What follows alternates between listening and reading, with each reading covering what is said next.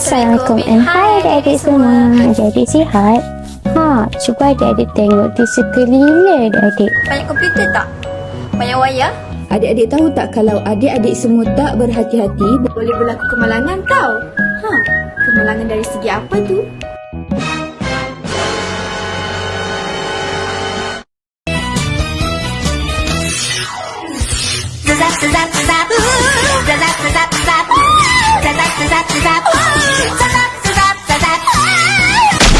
Adik-adik tahu tak terdapat banyak jenis kemalangan yang boleh berlaku di dalam makmal komputer. Antaranya ialah kejutan elektrik. Kejutan elektrik boleh berlaku disebabkan oleh pengaliran arus elektrik dengan kadar tertentu ke dalam tubuh mangsa secara tidak sengaja. Antara punca kejutan elektrik ialah disebabkan penebatan yang kurang baik dan pembumian yang kurang sempurna atau penggunaan pemutus litar arus baki yang rosak, atau juga boleh berlaku kerana kerosakan perkakas elektrik. Kemudian, kesan daripada kejutan elektrik adalah mengikut keadaan arus. Untuk pengetahuan adik-adik, 100 mA dapat membuat renjatan ringan kepada mangsa. Seterusnya, 10 mA dapat mengakibatkan renjatan yang kuat sehingga menyebabkan lecur dan kehilangan kawalan otot. Terakhir sekali, 100 mA dan lebih boleh memberi renjatan yang mungkin boleh menyebabkan kematian. Okey, akhir sekali adalah kebakaran elektrik. Kebakaran elektrik ini berlaku akibat daripada litar pintas atau beban arus yang tinggi dalam litar peralatan yang disambungkan. Antara faktor lain kebakaran elektrik adalah penggunaan kabel yang tidak sesuai dengan arus yang dibawa. Yang kedua, penggunaan fuse yang tidak sesuai kadarnya. Yang ketiga, kilat. Sebab tu mak ayah adik akan suruh cepat-cepat matikan suis serta cabut plug ketika hujan. Akhir sekali, pelindung arus tidak dapat memutuskan litarnya apabila berlaku litar pintas. Jadi, apa yang kita perlu buat untuk mengelakkan daripada berlakunya kemalangan-kemalangan yang dinyatakan? Jom kita tengok. Saya akan menerangkan keselamatan sebelum menggunakan makmal komputer. Pertama sekali, pelajar mestilah menggunakan makmal komputer mengikut jadual yang telah ditetapkan. Ini adalah untuk memastikan kapasiti pengguna makmal pada satu-satu masa mengikut jarak selamat dan mengikut jadual penggiliran yang ditetapkan. Kedua, pelajar tidak dibenarkan memasuki makmal komputer jika tiada guru pembimbing. Jadi, adik-adik semua hendaklah memastikan bahawa guru mata pelajaran adik-adik ada bersama sebelum memasuki makmal komputer. Ketiga, pelajar mestilah berpakaian kemas semasa mengikuti kelas komputer. Adik-adik semua mestilah berpakaian kemas, bersih, sesuai dan sopan sebelum memasuki makmal komputer. Tumpah pula.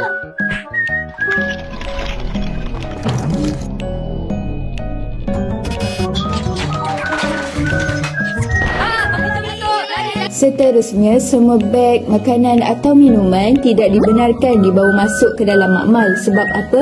Risau kalau makanan dan minuman yang adik-adik bawa tu boleh tumpah atas komputer ke, wayar-wayar ke. Akhir sekali, sebarang CD serta perisian yang bukan milik makmal tidak dibenarkan digunakan dalam makmal komputer. Apa-apa tanya, murid-murid perlu tanya cikgu dahulu. Jangan memandai-mandai ya.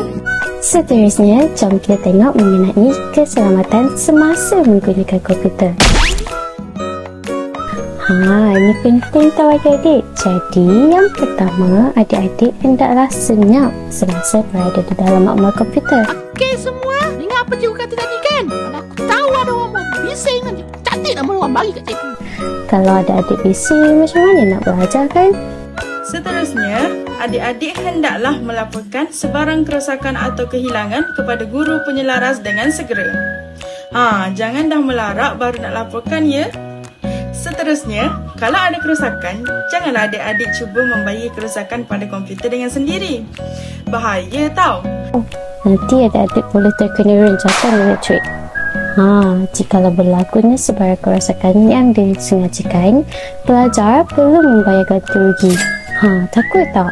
Jadi, pelajar haruslah mematuhi segala peraturan makmal komputer. Okey, seterusnya untuk pengetahuan adik-adik, keselamatan selepas menggunakan makmal komputer pun perlu dipraktikkan untuk elakkan berlaku sebarang kemalangan. Jadi kawan-kawan ingat, semasa memegang peralatan elektrik, tangan tidak boleh basah.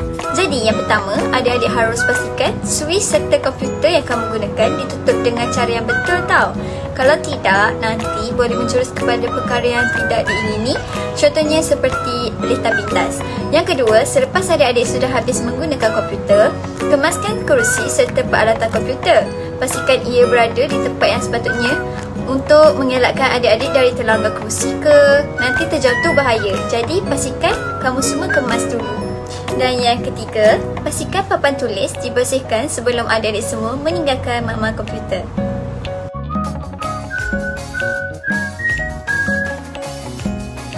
Okey, seterusnya adalah pastikan kebersihan sebelum meninggalkan makmal komputer. Okey, macam ni. Sebagaimana kita masuk sebelum sesi pembelajaran, sebegitu jugalah kita meninggalkan makmal tersebut.